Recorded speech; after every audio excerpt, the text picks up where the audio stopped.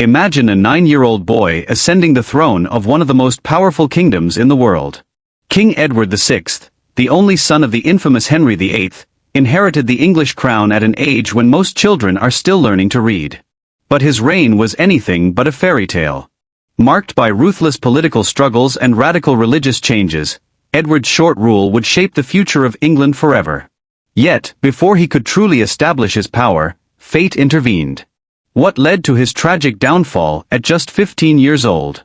The man known to history as Edward Tudor was born at Hampton Court Palace in London on the 12th of October 1537. He was baptized by Archbishop Thomas Cranmer in the chapel of the palace on the 15th October and was proclaimed Duke of Cornwall. His father was an immense figure, Henry VIII, who ruled England for the better part of 40 years from his accession in 1509. He was the second Tudor monarch, the first to succeed to the throne, after Henry's father, Henry VII, largely usurped the crown from the Yorkist monarchs in 1485, the Tudors being a relatively obscure family of Welsh origin, with a tenuous claim to the throne of England. The frail basis for Tudor rule haunted Henry VIII. He needed to secure the line by siring a legitimate male child, and his efforts to do so would have enormous consequences, unleashing a torrent of political, religious, social and economic change across England in the process. Edward's mother was Jane Seymour. In 1536, at about 28 years of age, she was married to Henry. She was his third wife in an increasingly speedy succession of them throughout the 1530s, but unlike many of Henry's other wives, Jane was not murdered or simply discarded by the king, but rather she died on the 24th of October 1537, less than 2 weeks after giving birth to Edward, her first son. The birth was difficult, the labor lasting nearly 3 days and nights, and Jane never recovered, dying from complications. 12 days later, the world which Edward was born into was experiencing momentous change, and although the infant Edward would have been entirely unaware of the fact, much of that change was the direct result of his father's effort to produce Edward, a legitimate male heir. Henry had first married in 1509. His first wife, Catherine of Aragon, was born in Spain. She produced just one child during their long marriage, which lasted until 1533, a daughter, Mary, who was born in 1516. Despite Mary's birth, what Henry really needed was a legitimate male heir born in wedlock and a clear successor to the throne of England, who could cement the Tudor dynasty's grip on the country. His desire to do so partially explains Henry's increasing infatuation from the mid-1520s with Anne Boleyn, a daughter of Thomas Boleyn, an English diplomat and Knight of the Garter.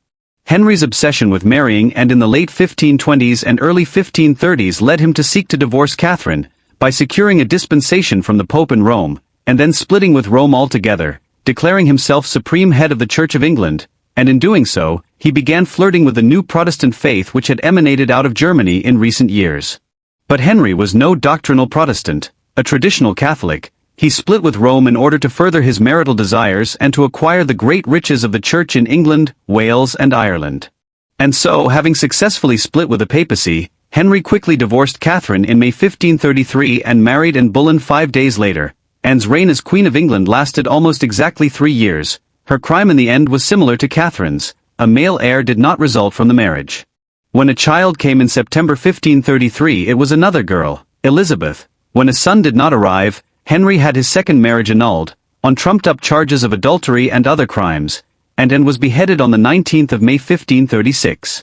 Yet again Henry did not wait long to acquire a new wife. He married Edward's mother, Jane Seymour, 11 days later. Thus, Jane was Henry's third wife in 3 years, and the quest for a legitimate male heir had seen England split with Rome as well as the first tenuous moves towards the adoption of Protestantism in England. As an infant, Edward would have been surrounded by women. His wet nurse and dry nurse, his rockers and various other ladies would have taken care of his every need, all overseen by Lady Margaret Bryan, who was in charge of not only Edward but of his half-sisters Mary and Elizabeth also, and in late 1538. His portrait was painted by Hans Holbein the Younger, who presented it to the king as a New Year's gift in January 1539, being given a gold cup in return. From the painting we see the prince had blue/grey eyes and fine blonde hair. Edward's early years were spent at various royal palaces in and around London such as Hampton Court. His chamberlain was Sir William Sidney and his steward was Sir John Cornwallis. Sidney's task was to, quote, have the keeping, oversight, care and cure of His Majesty's and the whole realm's most precious jewel, the Prince's grace, and to foresee all dangers and adversaries of malicious persons and casual harms to Edward. Access to the young Edward was highly restricted, with no strangers ever allowed to see him and access being granted according to social rank, and no rank less than a knight was permitted in his presence. As well as this, visitors would be expected to kiss the young boy's hand. As his safety was paramount, to protect the young Edward further, his servants were banned from visiting London, in case they should bring back the plague. But overall, from Lady Bryan's writing it seems that Edward was a happy, healthy and very lively toddler. New apartments were built at Hampton Court Palace for the young Edward, complete with several different chambers and a dedicated kitchen and bathroom. However, as was the custom of the time, Edward lived apart from his father and visits would have been seen as special occasions. The court would travel around different houses according to which was seen as best for the time of year or occasion. But Hunsdon in Hertfordshire would have been one such house that would have been familiar to Edward, as he spent much time there with Lady Bryan as he was growing up. His education was entrusted into the hands of two men, Richard Cox and John Cheek. Cox was a senior tutor, the headmaster of Eton, and a tough taskmaster who used stern discipline to educate his charges. The more significant, however, of Edward's tutors was Cheek. Appointed as the first Regius Professor of Greek at Cambridge University, Cheek was the greatest classical scholar of his day in England, who did much of the work of reviving the interest and scholarship of Greek classical writers in Tudor England. Under his tutelage, Edward began his education in Greek, Latin, grammar and philosophy. This was the standard curriculum of the new Renaissance humanist education, which had been developed in Italy in the 14th and 15th centuries, and which had spread to northern Europe in the early 16th century. Some of this involved reading works which would be familiar to any schoolchild today, such as the fables of the ancient Greek writer, Aesop, but also works by other more obscure classical writers such as the Roman poet, Dionysius and Cato. But most significantly, Edward would have been made familiar with the philosophical and political writings of the two foremost thinkers of ancient Greece, Plato and Aristotle, as well as learning the art of rhetoric, which all children of royal and noble birth learned through the writings of the Roman authors, Cicero and Quintilian. This was an education for a royal prince, given to prepare him to rule England for many years. We also know about Edward's friendship circle growing up. His closest friends were Henry and Charles Brandon, the sons of the first Duke of Suffolk. Charles Brandon was Henry VIII's closest friend throughout his lifetime. Two further childhood companions of Edward curiously hailed from Ireland. These were Thomas Butler, the future 10th Earl of Ormond, a great lordship in the south of the country, and Barnaby Fitzpatrick, the son of an Irish lord, who had recently accepted a title of English lordship from Henry VIII, in an effort which was being undertaken to anglicize the Irish lords by having them accept English titles of nobility. Butler and Fitzpatrick were in England to be raised as English gentlemen, who would return to Ireland as adults, and anglicize their lordships in the years ahead. While Edward was growing up, the world he inhabited continued to be destabilized by his father's actions. Despite having many of the trappings of a Renaissance prince, Henry VIII was a product of the Middle Ages, and viewed his most important role as being at war with England's ancient enemies, France and Scotland. After yet another bout of conflict with Scotland in the early 1540s, Henry agreed to the Treaty of Greenwich with England's northern neighbour on the 1st of July 1543. This sought to facilitate a sustained peace between the two countries by arranging a marriage between Edward, the heir presumptive to the throne of England, and Mary Stuart, popularly remembered as Mary Queen of Scots, and the new Queen of Scotland since the death of her father James V on the 14th of December 1542. At the time the treaty was signed, however, Mary was less than 1 year old, and the marriage to Edward, 5 years her senior, would not be put into practice for many years to come. Henry's desire was to see Scotland united with England through the union, thus making Edward the future King of England and Scotland. However, the Scots, who had agreed to the terms of the Treaty of Greenwich, during a period when their military fortunes were particularly precarious, quickly reneged on the terms of the treaty. As a result, Henry commanded Edward's uncle, Edward Seymour, the Earl of Hertford, to campaign north into Scotland in 1544, with the goal of making the Scots abide by the terms of the Treaty of Greenwich, including Edward's marriage to Mary. The result was a lengthy war with Scotland and their perennial ally, the French, which dragged on for many years into Edward's reign. This conflict, known as the Rough Wooing, not only had a bearing on Edward's future marriage prospects, but would shape England's foreign policy throughout Edward's reign. Edward's father's long and tumultuous reign came to an end on the 28th of January 1547. Henry had suffered a serious injury in a jousting accident in 1536, and experienced many ailments in his later years, brought on by a chronic leg ulcer from this earlier accident, and aggravated by clinical obesity. He was probably also suffering from gout. As such, his death at the age of 55 was ultimately due to many health complications. Henry left his 9-year-old son as King of England and Ireland, Despite marrying 3 further times following the premature death of Edward's mother, Henry had never been able to produce another legitimate child. Consequently, the security of the Tudor regime now rested to a great extent on Edward's shoulders. Henry would have been distraught to have learned that his son's reign would prove short, although in many ways, it was just as eventful and turbulent as Henry's own. Owing to his youth at the time of his accession, Edward's reign was dominated by senior political figures who ruled in his stead. Between 1547 and 1549, one man above all others was the young king's most powerful subject. At a meeting of the most senior political figures and nobles in England, held in the Tower of London on the 31st of January 1547, just days after the death of Henry VIII, it was decided that the new king's uncle, Edward Seymour, would be given this position of seniority within the government. During his nephew's youth, he was to be appointed as both governor of the king and protector of the realm. Seymour was created first Duke of Somerset on the 17th of February 1547, to mark his position of preeminence within the realm. The extent of his power in the early years of Edward's reign can be glimpsed from his array of titles. By the late spring of 1547, Seymour was Duke of Somerset, Earl of Hertford, Viscount Beauchamp, Lord Seymour, Governor of the King, Protector of his people, realms and dominions, Lieutenant General of His Majesty's lands and sea armies, Treasurer and High Marshal of England and a Knight of the Garter. Yet despite his titles and power, Somerset's authority was still derived from the Privy Council, the governing body of over a dozen senior ministers, who ran the government and whom Henry VIII had appointed as the executors of his will. These ministers had granted Somerset his authority in January 1547, and as Seymour would learn in time, these same men could take it away. A number of serious issues confronted England at the outset of Edward's reign. Foremost amongst these was the ongoing war with France and Scotland, which had commenced in 1544 with a rough wooing. Somerset had led the invasion of southern Scotland early in the conflict and in the summer of 1544, had attacked and burned much of Edinburgh. However, thereafter, the conflict had stagnated into an occupation of parts of the border regions of Scotland. In France, the English had, in 1544, taken control of the coastal city of Boulogne to add to the English possession of Calais. However, these English outposts in northern France had been under nearly continuous siege from the French in the years that followed. A period of renewed military activity commenced in the summer of 1547, shortly after Edward's accession, again overseen by Somerset, who led an army of nearly 20,000 men north. A significant victory was won over the Scots at the Battle of Pinkie, 9 kilometers east of Edinburgh itself, on the 10th of September 1547, with thousands of Scots killed or captured. In contrast to just a few hundred of Somerset's men, however, the effect of the Battle of Pinkie was to encourage the French to commit to significant military aid, to be given directly to Scotland, resulting in further stalemate in the years ahead.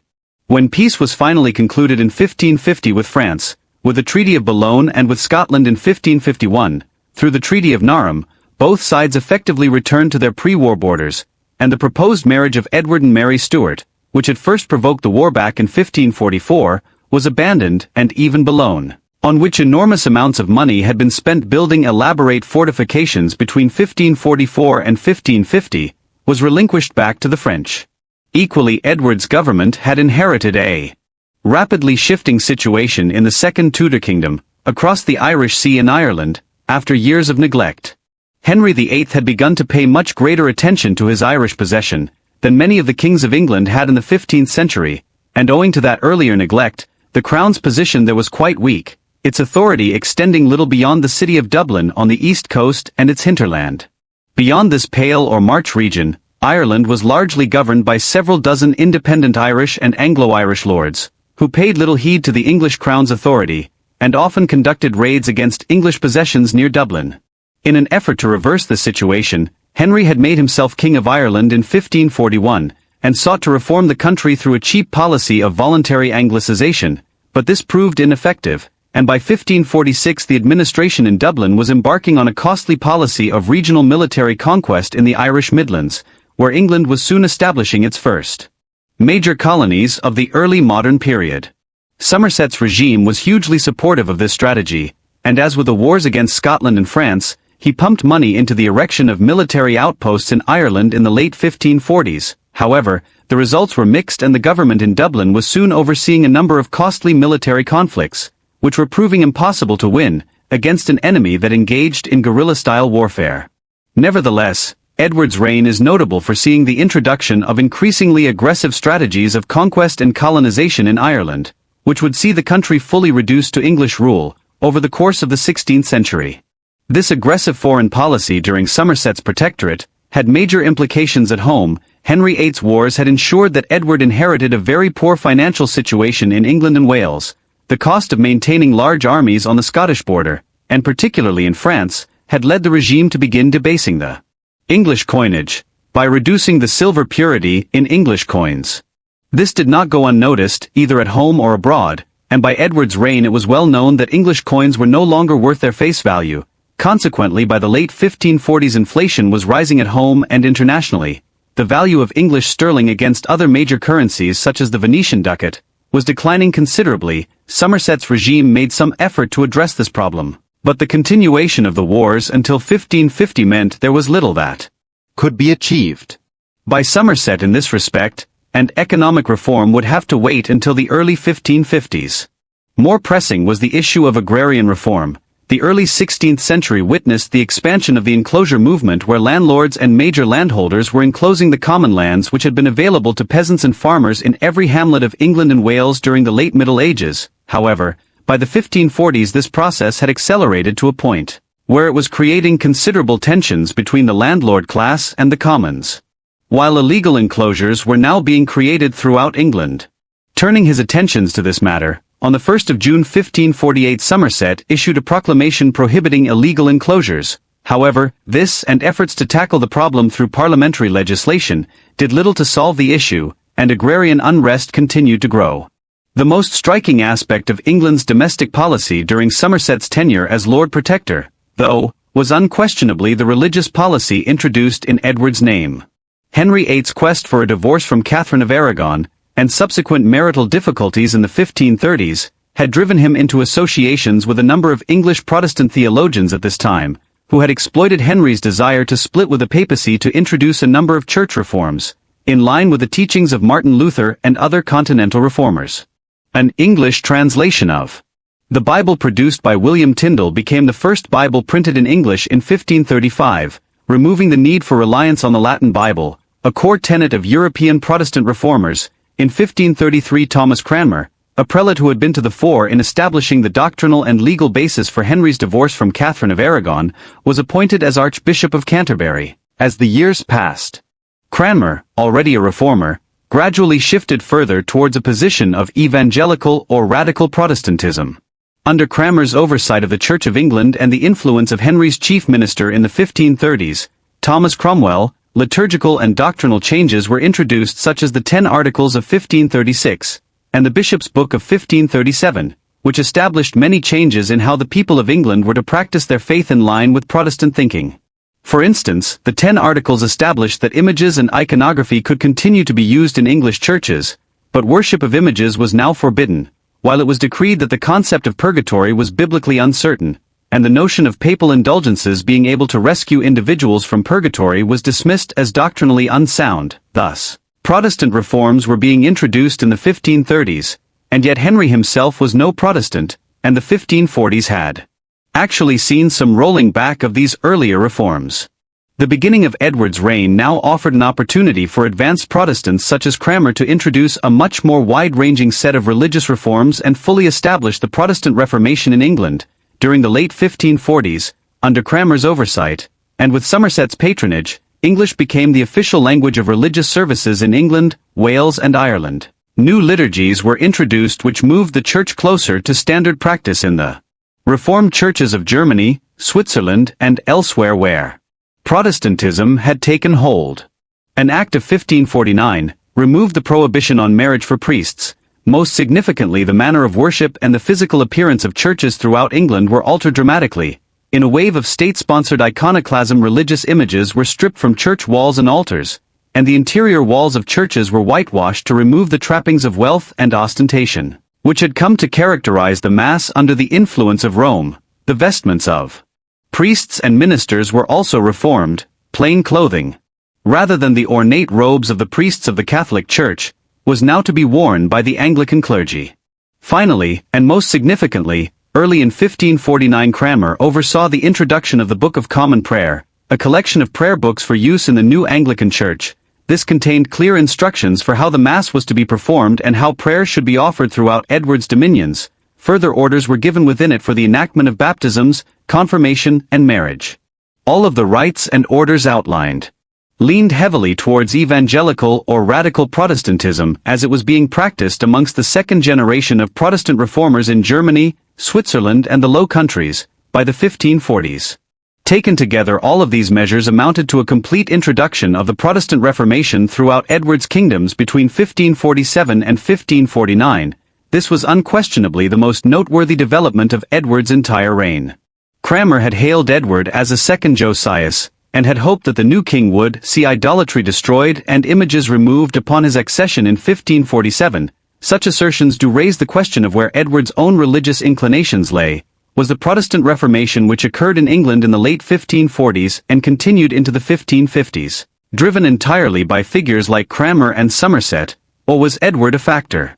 Surprisingly, there is evidence that by the age of 11, Edward was showing clear signs of an adherence to radical, evangelical Protestantism. His writings from late 1548 exhibit personal denunciations of the Pope in Rome, and belief in tenets such as justification through faith, the Protestant maxim which held that individuals would attain salvation through God's grace alone, and that no measure such as prayer or purchasing of indulgences could be used to attain salvation. In the years ahead, Edward's household also became a regular resort for advanced evangelical Protestant ministers, who preached before the young king, had he lived into adulthood.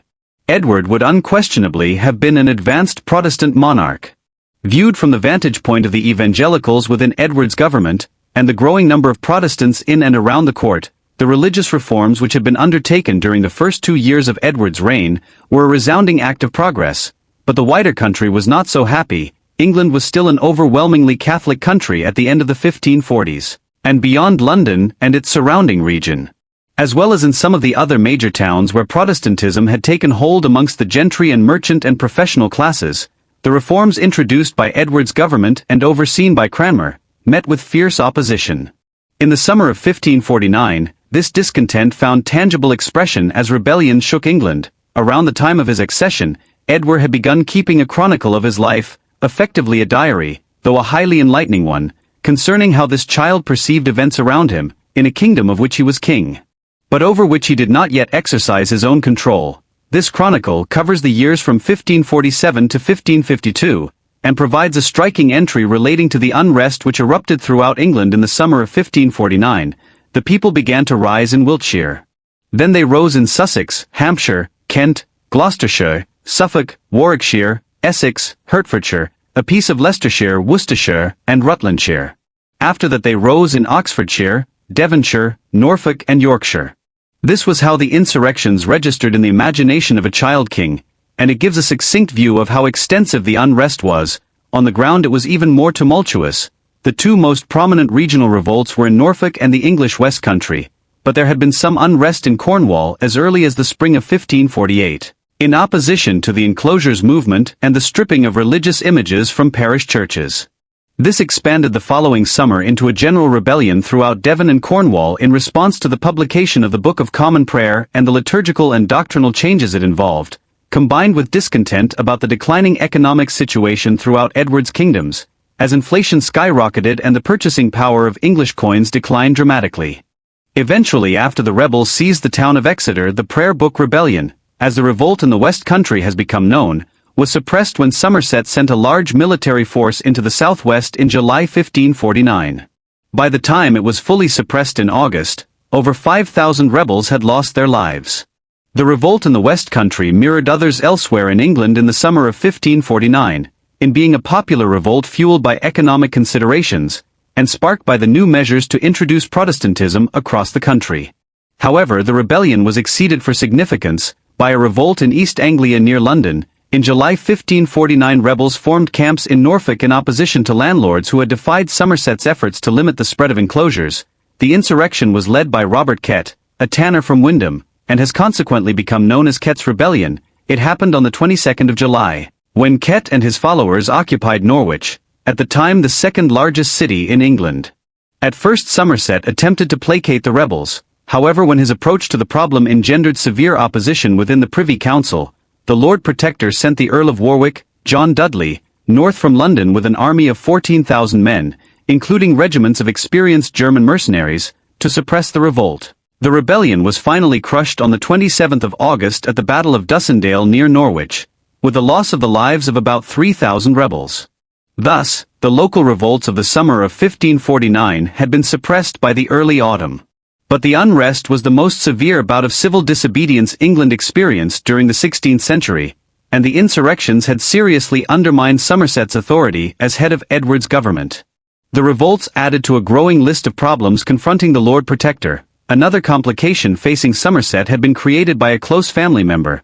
The Protector's younger brother, Thomas Seymour, had been seeking a greater role in the running of the kingdom from early in his nephew's reign. Somerset had tried to placate his ambitions with offices and appointment to the Privy Council, but Thomas aimed higher. Incredibly, his methods included bribing the impressionable young king to gain his adherence to Thomas's demands. In the spring of 1547, Seymour then married Henry VIII's widow and Edward's stepmother, Catherine Parr. This alone would have been enough of a controversy, but the situation escalated further still in the summer of 1548, when Catherine, who had fallen pregnant by that time, discovered Seymour embracing the Princess Elizabeth, Edward's half-sister and the daughter of Anne Boleyn. The princess was only 14 at the time. Subsequently, when Catherine died in September 1548, after complications from childbirth, Seymour seems to have developed intentions to then marry the king's half-sister, thus potentially placing him in line to become consort to a possible future queen. However, before his plan could fully materialize, Seymour's activities became public knowledge. Outraged, the Privy Council had Thomas arrested in January 1549. He was tried on various charges of misconduct, including manipulation of the king, and was eventually sentenced to death and beheaded on the 20th of March 1549. Although Somerset had not been involved in his brother's machinations, and had tried to prevent his worst conduct, the whole affair had further damaged Somerset's authority as head of the minority government. The combination of all these scandals and unrest was ebbing support for Somerset, compounded by reversals in fortunes in the wars with France and Scotland, as the French commenced a further attack on England's outposts in France at Calais and Boulogne in 1549. Moreover, the near-continuous wars in the north, on the continent and in Ireland, had stretched the finances of Edward's government to breaking point. Consequently, in the course of 1549, support for Somerset's leadership simply began to melt away, as the country lurched from one crisis to another. This culminated in early October 1549 as the Privy Councillors, many of whom were the executors of Henry VIII's will and the guardians of the kingdom during Edward's minority, made it clear that Seymour no longer had their support. In response, Somerset absconded with the king to Windsor Castle on the 6th of October, trusting in the belief that if he had custody of Edward, he might retain his position of preeminence within the government. Edward himself recounted the events in his Chronicle. The council, about 19 of them, were gathered in London, thinking to meet with the Lord Protector, and to make him amend some of his disorders. He, fearing his state, caused the Secretary Sir William Paget in my name to be sent to the Lords, to know for what cause they gathered their powers together, and if they meant to talk with him, that they should come in peaceable manner. A 5-day standoff followed, but Somerset had miscalculated. By leaving London for Windsor, the Duke had retained custody of Edward, but he had effectively left the Privy Council with control over the army and the Crown Ordnance in the Tower of London. Eventually, realizing his cause was lost, Somerset surrendered on the 11th of October.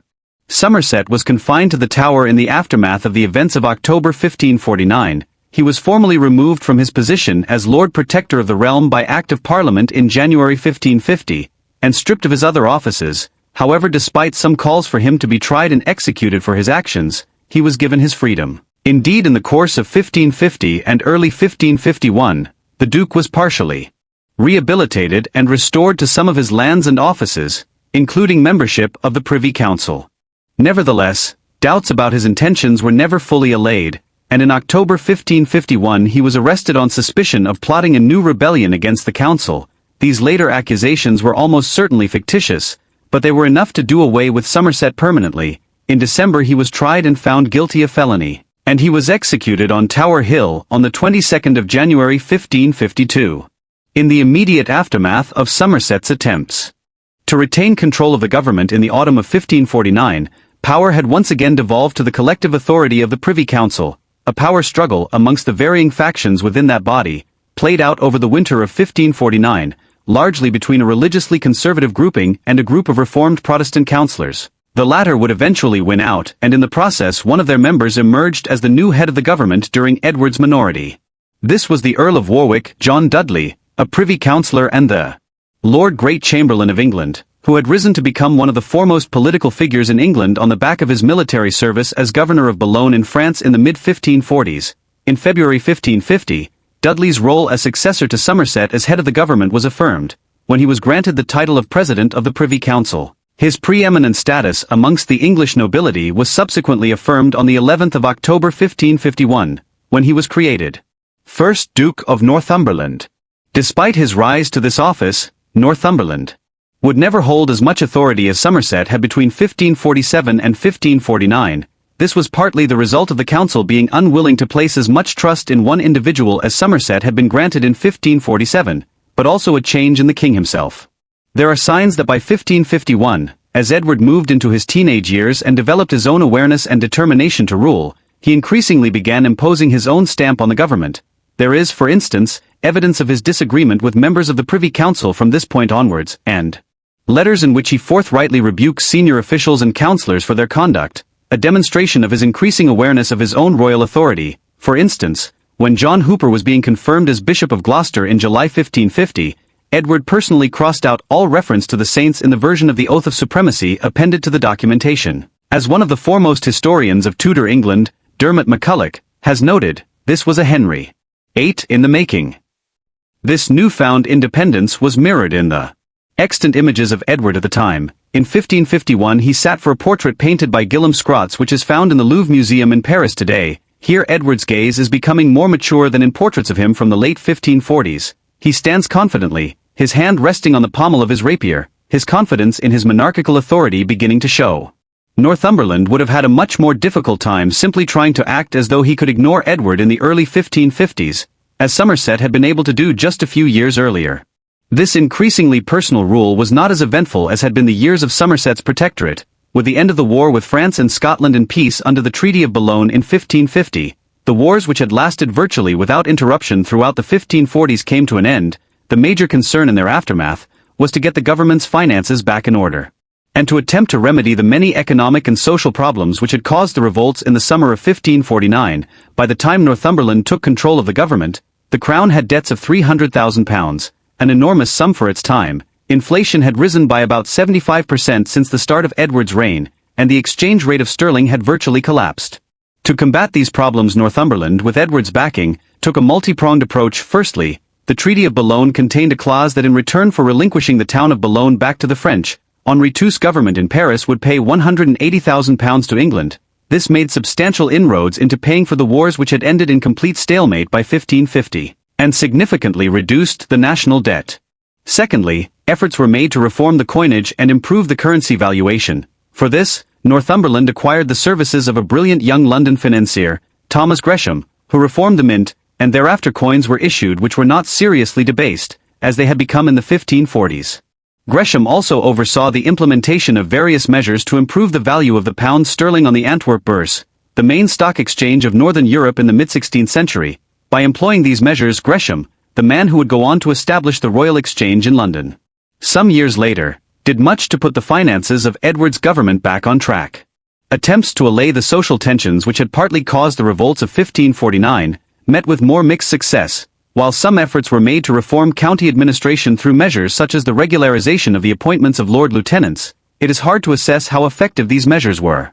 It may simply have been the case that the worst of the unrest had already spent itself in 1549, and that the outbreak of severe bouts of the sweating sickness across England in 1551 and 1552 simply limited the capacity for the kind of social congress which was needed to produce further regional unrest and revolts closer to home for the king. The outbreak of this sweating sickness, most likely a hantavirus of some kind, robbed Edward of two of his closest childhood friends. In 1551, as Henry and Charles Brandon both succumbed to this disease on the 14th of July 1551. Finally, Northumberland's tenure as head of the government was marked by a steady continuation of the Protestant religious settlement, arrived at during the Somerset years. As Edward matured into adolescence, it was increasingly clear that the radical Protestantism which had characterized the early part of his reign was not something which had been foisted on an impressionable king by his elder advisers, By the early 1550s, it was evident that the young king was a committed Protestant, with perhaps Puritan leanings, and that England under his rule would follow on the course Cranmer and his associates had set it on, in the late 1540s. Northumberland was no radical evangelical Protestant, but he was acutely aware that Edward would attain his majority in October 1555 when he turned 18. If Dudley wished to occupy a major place in the adult king's government, he would need to further Edward's aims of radical church reform. Accordingly, in an effort to appeal to Edward's religious sensibilities, Northumberland became a backer of evangelical Protestants. Dudley promoted religious radicals such as John Hooper and John Ponnet to the bishoprics of Gloucester and Rochester. In 1552 a new version of the Book of Common Prayer was issued, this one rejecting the doctrine of transubstantiation, in line with the most current continental Protestant beliefs. Fresh doctrinal articles were issued in 1553, which denied the existence of purgatory, in line with the thinking of Jean Calvin in his Institutes of the Christian Religion and the writings of other reformers. Perhaps most eye-catchingly, in the summer of 1553, an offer had been extended to appoint Philip Melanchthon as Regius Professor of Divinity at Cambridge University. Melanchthon was one of the foremost Protestant Reformation leaders of his day, and was second only to Martin Luther in the hierarchy of early German reformers. In the end he never took up the post at Cambridge, but the fact that his appointment was nearly made is a striking statement concerning the drift of religious policy in England towards advanced evangelical Protestantism. During the years of Northumberland's primacy within the government, Edward's court was also becoming a hub for Renaissance learning during the years of Northumberland's ascendancy, continuing the tradition established by Edward's father. This would also flourish during the long reign of his sister Elizabeth, and one individual who was prominent in this regard was William Thomas, a Welshman who had spent several years in Italy, had returned to England to take up a position of Clerk of the Privy Council, and during Edward's reign he introduced second-hand the writings of the Florentine political writer, Niccolò Machiavelli, into England, including his infamous work, The Prince. Guillaume Scrots was the established court painter under Edward, and his portraits of the king and other senior nobles there exemplify the latest Mannerist style of European painters. Perhaps most striking was the patronage afforded to Robert Record, a Welsh mathematician and proto-scientist, who would some years later invent the equal sign, while his invention of mathematical and navigational devices made significant contributions to early English colonial activity, in allowing for more sophisticated maritime navigation and map-making. Such innovations in instrumentation, map-making and scientific inquiry were particularly timely. The final years of Edward's reign saw some of the first drives to expand England's overseas activity, as the first colonies established by the Tudors in Ireland were established under Somerset's regime, but more elaborate initiatives were beginning to be conceived and executed. In 1551, 1552 and 1553, with the encouragement of Edward's government, Thomas Wyndham made 3 voyages to Africa, twice to Morocco and finally to the Gold Coast of Africa, in what might well have been the first English voyage ever to the Gulf of Guinea. In 1553 Stephen Burrough also became the first English navigator to reach the White Sea north of Russia. Burrough was backed by a group of London merchants whose goal was to find a northeast passage to China through the Arctic. They would fail in this endeavor, but they did establish trade and political ties with a nascent Russian state, and set up the Muscovy Company, which would operate until 1917, a major legacy of the overseas exploration and trade initiatives which Edward's government was sponsoring in the early 1550s. Back at home though, Edward was coming ever closer to attaining his majority. In advance of this, one of the singularly most important decisions for the king had been reached in 1551, following the establishment of peace with France in 1550. Negotiations opened to establish a marriage alliance between the newly at peace nations, specifically for Edward to marry Elizabeth, the 6-year-old daughter of King Henry II of France. In the early summer of 1551, the Bishop of Ely and the Marquis of Northampton had been dispatched to France to begin negotiations. The French king was presented with the Order of the Garter, the highest chivalric order awarded in England, and the terms of a marriage agreement were worked out. Then a month later Jacques d'Albon, Marquis de Fronsac, arrived in England, where Edward was made a member of the French Order of St. Michael, and the terms of the marriage were finalized. Elizabeth would bring with her a dowry of 200,000 crowns, a significant sum, and the marriage agreement would only be finalized when Elizabeth turned 12 years of age. Thus, Edward would not marry until 1557 at the earliest, but in the summer of 1551 it had been agreed it would be to the daughter of the French king, perhaps allaying somewhat the chance of further conflict between England and France. But Edward was not to marry the French king's daughter, nor anyone for that matter. In 1553 his reign was cut short in his youth. Following the end of the Christmas celebrations at court in January 1553, Edward had fallen ill with flu-like symptoms. His condition deteriorated over the coming weeks, but by early March his health seemed to be improving, and he resumed some work in the spring. Although not fully recovered, this period of relative stability persisted until early May 1553. Then, however, things deteriorated quickly. By late May the king's hands and feet were swelling, and he was coughing up large amounts of black bile. Historians have only been able to speculate as to the cause of Edward's illness and eventual death. Some have argued that he had contracted tuberculosis late in 1552, and this began to manifest itself the following spring, while others have suggested that he developed a chronic lung infection associated with a flu he developed in early 1553, and that he was also suffering from septicemia, with kidney failure. Whatever the cause of Edward's illness, he was clearly dying by May 1553, and the rumors were rife, not just in England but throughout Europe to this effect. The Protestant king's death was imminent, and the next in line to succeed him was his half-sister, Catherine of Aragon's daughter, Mary, a pious Catholic. Yet Mary's succession was not assured. At some time in the early spring of 1553, as his illness took hold, Edward had begun work on a short document with a major significance. This was entitled My Device for the Succession. In it Edward had outlined his desire that should he die his half-sisters Mary and Elizabeth would be passed over, and the succession would descend on Frances Grey and her daughters. Frances was the daughter of Charles Brandon, Henry VIII's lifelong friend, and Mary Tudor, the late king's sister and Edward's aunt. Thus, Frances Grey and her daughters had a strong claim to the throne.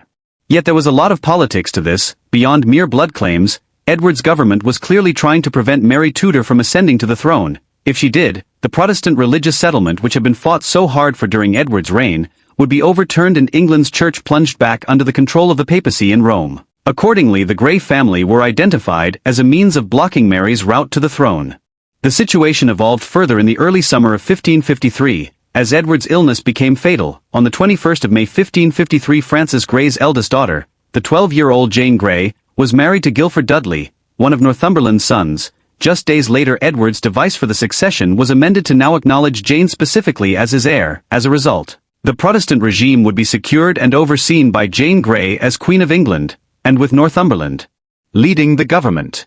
Despite Northumberland's shadow hanging heavily over these developments, Edward's role in devising the succession arrangement cannot be overlooked. The device is written and corrected in the king's own handwriting, and by 1553 he was a 15-year-old with his own thoughts and initiatives, rather than the impressionable child of the late 1540s, and so there is every reason to believe that it was Edward's wish for Jane Grey to succeed him. The device would quickly have to be consulted. In June 1553 the king's health deteriorated rapidly. On the 10th of June 1553 his doctors gave him 3 days to live. He survived for 4 more weeks, enduring a horrific final illness, during the last 2 weeks of which his hair and nails were falling out, and he had difficulty breathing, when he finally died on the 6th of July 1553. It must have been a relief to the king himself, and those who had watched him for weeks on his deathbed at Greenwich Palace. In the aftermath of his death, England was plunged into a succession crisis. Northumberland and his supporters now moved to install Jane Grey as queen. On the 9th of July she was proclaimed as Edward's successor, but Dudley and his confederates had badly misjudged Mary Tudor's determination to claim the throne. Marching south from Hertfordshire towards London, Mary gathered supporters for her proclaimed Catholic cause. It was successful. On the 19th of July, a faction within the Privy Council in London, led by Henry VIII, 19th Earl of Arundel, switched their support from Jane to Mary, on the basis that Edward's device had not been fully established in law. Jane was imprisoned and Northumberland was executed for treason in August. Jane suffered a similar fate the following year, just as Catholicism was being restored across England under Mary's rule. Consequently, the succession of Mary, which Edward had strived to prevent, ultimately resulted from Edward's death in 1553. Edward VI lived a short and somewhat tragic life. He was the legitimate male heir which his father Henry VIII had torn England apart trying to produce. He never knew his mother, who died owing to complications associated with his birth. Consequently, when his father also died in early 1547, Edward became King of England and Ireland at just 9 years of age. His youth ensured that his short reign was dominated by caretaker governments, led first by his uncle, the Duke of Somerset, until late 1549, and then the Duke of Northumberland from early 1550, until Edward's premature and ghastly death in the summer of 1553. While his short reign did not allow for Edward to rule the Tudor dominions in his own right, it was nevertheless a highly significant kingship. During Edward's tenure, England moved fully from a country which had flirted with Protestantism under Henry VIII, to a country which adopted radical, evangelical Protestantism fully. The altars of churches throughout England and Wales were stripped, the walls were reduced to bare limestone, and the Mass was practiced in English, according to doctrinal and liturgical practices advocated for by Luther, Calvin, Melanchthon and other continental reformers. Peace was also brought about with the French in 1550, and a marriage alliance between England and France had been negotiated. Finally, in Ireland, a program of conquest and colonization had been initiated in the late 1540s, which would eventually see that country conquered and fully incorporated into the English state by the early 17th century, while a number of overseas exploration initiatives to Russia and Africa in the early 1550s show that the state was taking a much greater interest in overseas exploration during the last years of Edward's brief rule. The boy king's reign was full of significance. And yet ultimately Edward VI's years as king of England and Ireland leaves more questions than answers. What kind of ruler would Edward have become had he lived to become an adult? Would he have lived up to the many expectations had of him, and governed England as it began its long journey towards empire, or would he have become a despotic tyrant like his father turned into later in his life? These are questions which no assessment of Edward's actual reign can answer. What do you think of Edward VI? Was he merely a pawn of figures like Somerset and Northumberland who ruled England in his place, or was he a strong figure, who shaped the enormous changes which occurred across the Tudor realms during his short reign? Please let us know in the comments section, and in the meantime, thank you very much for watching. King Edward VI's reign was brief but transformative. Despite his young age, his rule pushed England deeper into Protestant reforms, leaving a lasting impact on the nation's religious identity. However, his fragile health proved to be his greatest enemy. At just 15 years old, Edward succumbed to illness, leaving behind a power vacuum that would plunge England into chaos. His untimely death not only ended the Tudor dynasty's only male heir but also set the stage for one of the most dramatic succession crises in English history. Though his time on the throne was short, Edward VI's legacy continues to shape England's past and present.